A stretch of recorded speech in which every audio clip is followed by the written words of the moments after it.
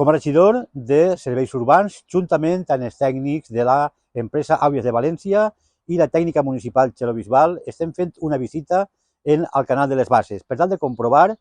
que el nou generador que s'ha instal·lat d'una forma automàtica funciona d'una manera correcta, que aquesta inversió té un bon resultat perquè en aquest nou generador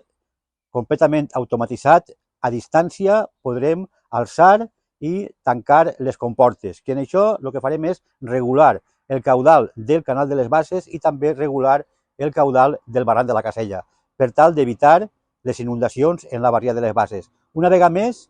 dins d'aquest govern progressista, com a regidor del Partit Socialista, me'n sent orgullós d'aquest tipus d'obres, obres que són preventives, obres que milloren i que fundamentalment eviten el que és la inundació en una gran barrià, una barrià que estimem com és la barrià de les Basses. Seguirem fent aquest tipus d'obres, seguirem fent polítiques progressives per a evitar les inundacions. Ara ens toca reivindicar